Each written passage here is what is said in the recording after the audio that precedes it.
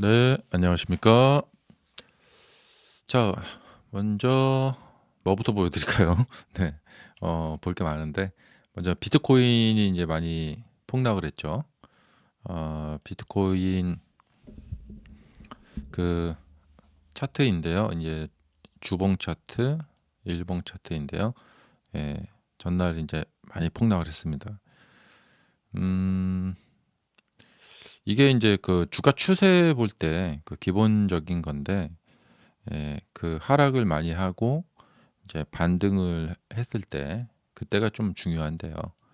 그러니까 이렇게 하락을 했다가 반등을 했다가 여기서 이제 막히게 되면 다시 이제 뚫리면서 뭐 이렇게 이제 내려오는 거잖아요. 이렇게 해서 이제 이렇게 가는 건데 어 여기서 이제 뭐 쌍바닥 이제 많이 내려왔고 이제 쌍바닥 지지하고 이 추세선을 돌파를 하면서 이렇게 올라가면 또 될 것 같아요.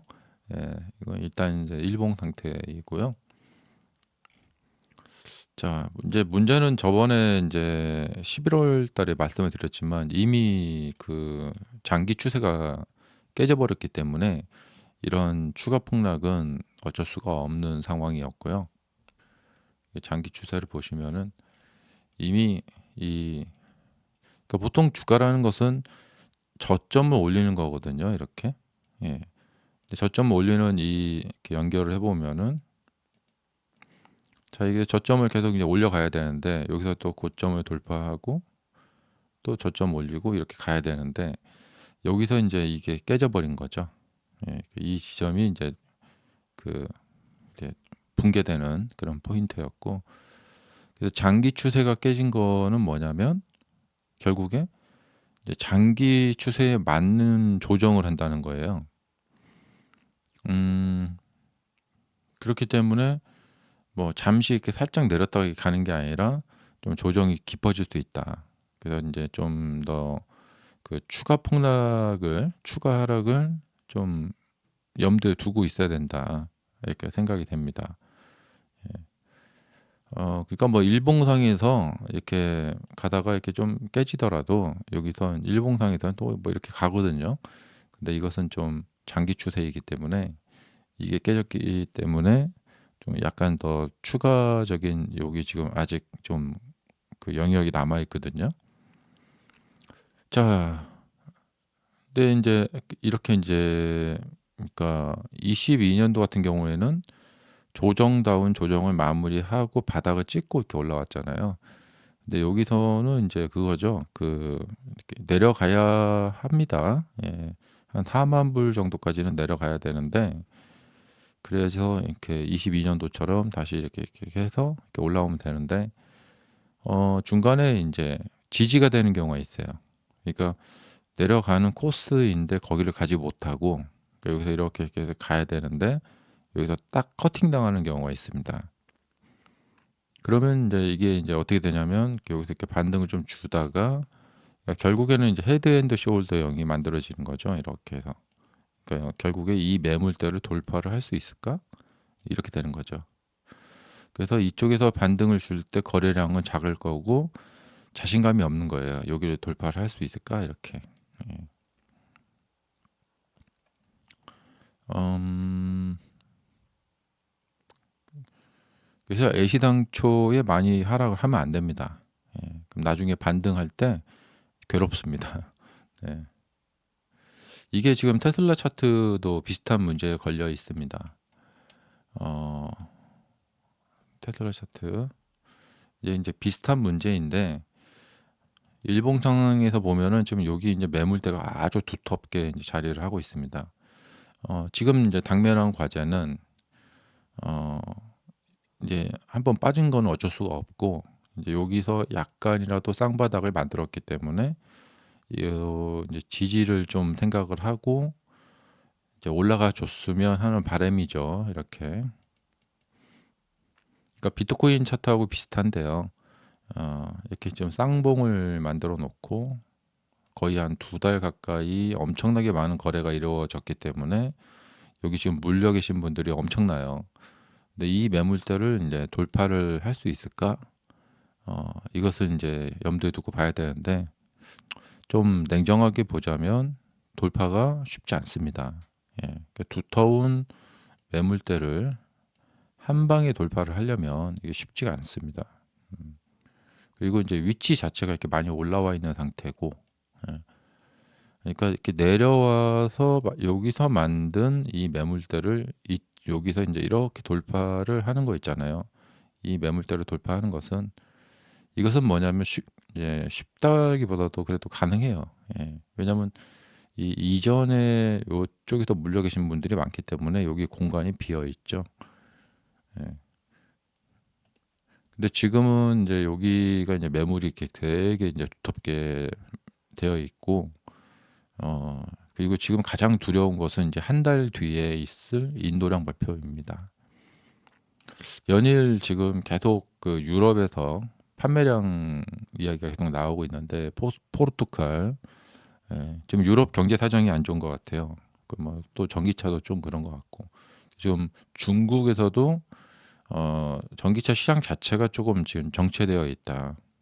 그런 얘기가 좀 나오고 있고 뭐 이탈리아에서는 좀 반등을 했다고 하는데 대부분 유럽 국가들이 스페인도 감소, 포르투갈 감소, 예. 노르웨이는 좀 증가했네요. 스웨덴 59% 감소. 이게 인제 중국 전기차들이 침투한 것도 있지만 이제 전기차 시장 자체가 쪼끔 정체된 그런 느낌? 예 그런 것이 있기 때문에 이번 4 분기 인도량은 상당히 감소할 가능성이 있습니다. 지금 그 연간 이렇게 테슬라의 그 총 매출이나 영업이익을 보면은 이렇게 돼서 22 년도부터는 계속 제자리에 머물고 있는데 이게 인제 26 년도 가서부터는 인제 하락 곡선을 그릴 가능성이 커 보입니다. 음.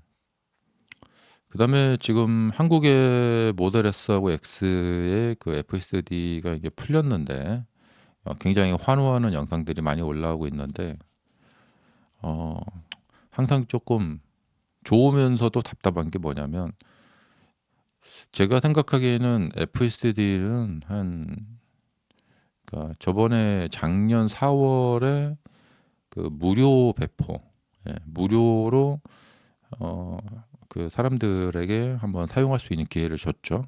그리고 그때 이제 구독료도 낮추고 어 그러면은 그렇게 효과가 있어야 돼요 한마디로. 예. 그래서 FSD 인제 구독자가 많이 증가를 하고 또 구입하는 분들도 많이 증가해서 그 이후에 분기 실적 발표할 때마다 FSD에서 얻는 그 수익이 뚜렷하게 이렇게 쭉 올라와야 됩니다. 어 그리고 ESS 그 지금 수익이 계속 쭉 이렇게 눈에 띄게 올라오고 있잖아요. 네 그런 것처럼 FSD 이게 올라와야 되거든요. 근데 뭐 FSD 뭐 놀라운 운전 실력 모습 영상은 정말 차고도 넘치게 많습니다. 예. 그래서 참 좀 답답한 면이 있어요. 예. 아무리, 아무리 이렇게 가격도 낮추고 홍보도 하고 그렇게 아무리 그렇게 해도 예. 그리고 이 FSD를 이용해서 로보택시도 인제 올해 인제 런칭을 했잖아요. 그리고 뭐 구역도 확장을 한다고 하고 확장도 했고 그리고 인제 안전 요원도 인제 없앤다고 하는데 그 FSD를 가지고 로보택시 허가까지 받아서 일반인 상대로 영업도 하고 있고 이제 그렇게 했는데 이 가장 답답한 게 뭐냐면 개인들의 지갑을 열 수가 없어요. 예. 그러니까 아주 급상승해야 되거든요. 이 로보택시의 구독자가 급증을 해야 돼요. 예. 그래서 유의미한 현찰이 들어와야 됩니다. 그래서 실적이 이 소프트웨어 수익이 상당히 좋아서 영업이익률이 이제 마진이잖아요. 이게 굉장히 소프트웨어는 마진이 크잖아요.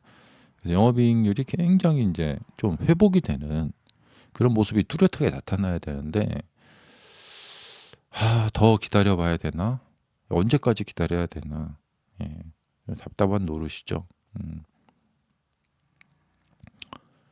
그러니까 이게 사실 지금 뭐 FSD 그 영상들을 보면은 너무나 이 훌륭하게 운전을 하기 때문에 진짜 그냥 개인이 자신의 차를 FSD를 켜 가지고 택시 영업을 하고 와라. 이렇게 나가게 또 이렇게 돌려 놔도 될 것 같아요.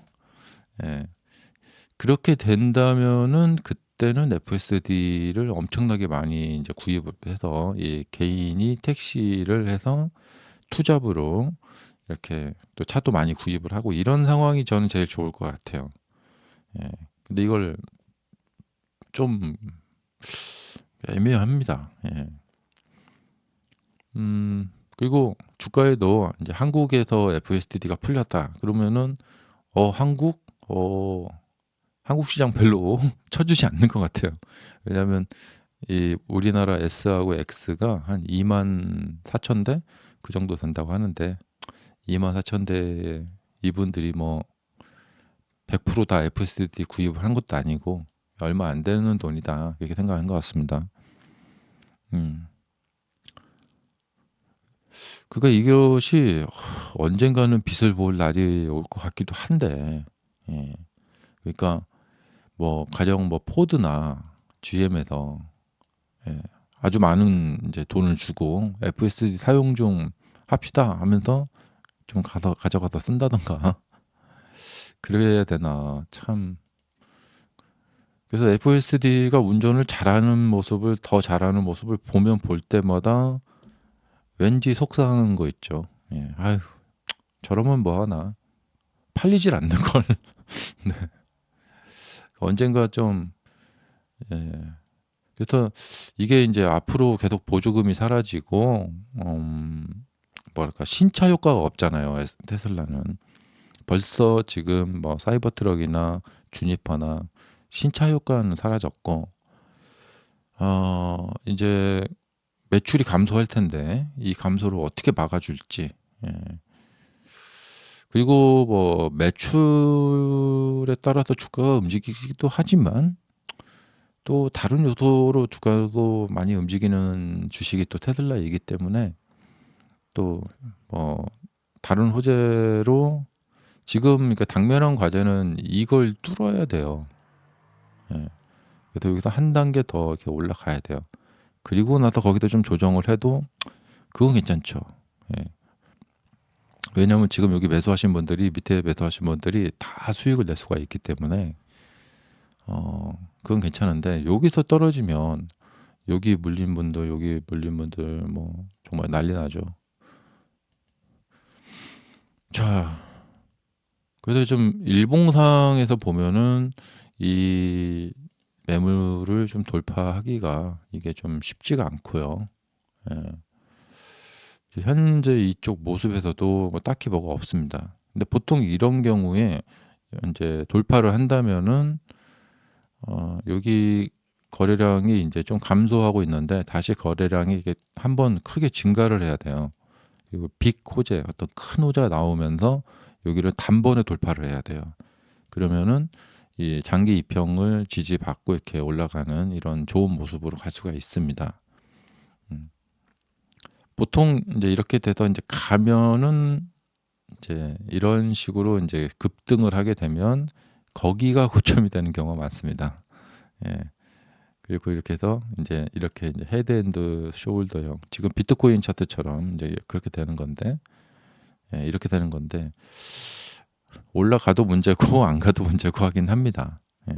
그 내년도 장이 좀 많이 걱정이 됩니다. 예. 그 내년도 장은 그냥 엔비디아처럼 쭉쭉쭉쭉 급등을 연중 내내 하는 장이 아니면은 상당히 어려운 장이 될 거라고 생각이 됩니다. 예. 왜냐하면 오르면 또 오를 때서 가서 매수하시는 분들이 꼭 계시단 말이죠. 예. 그러면 또 물린단 말이에요.